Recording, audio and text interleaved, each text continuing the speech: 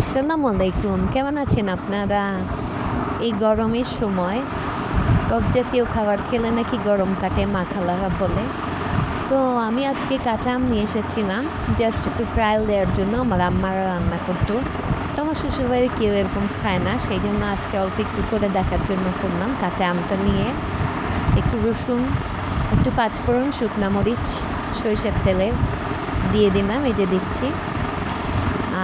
তারপরে একটু ভালো মতো ভাজা ভাজা হয়ে গেলে, ঘ্রাণটা সুন্দর বের হয়ে গেলে আমগুলো দিয়ে দেব।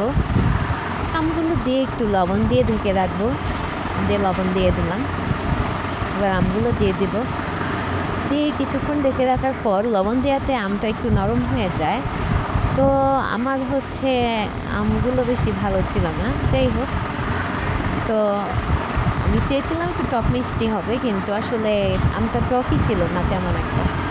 তো দিয়ে নেড়ে চেড়ে ঢেকে রাখলাম। তো আমি হলুদ দিতে ভুলে গিয়েছিলাম। সামান্য একটু হলুদ দিলে দেখতে সুন্দর লাগে। তো আমি নেড়ে চেড়ে ঢেকে রেখেছিলাম। পরে আমি অবশ্য হলুদ দিয়ে দিয়েছি। তো যখন একটু নরম হয়ে আসে তখন হচ্ছে ঢাকনাটা খুলে হচ্ছে চিনি দিয়ে দিতে হয়। চিনি দিয়ে এই যে হলুদ দিলাম। চিনি দিয়ে একটু ঢেকে রাখলে চিনির যে রসটা বের হয় তাতে আমটা সেদ্ধ হয়ে যায়। যেহেতু সেদ্ধ হচ্ছিল না, আমি আবার পরে একটু পানি দিয়ে দিয়েছিলাম। তো এই যে চিনি দিয়ে দিলাম। তারপরে একটু ভাজা ভাজা করে নামিয়ে ফেললাম। হয়ে গেল আমের চাটনি। এটা পোলাও বা ভাত দিয়ে খেতে অনেক ভালো লাগে।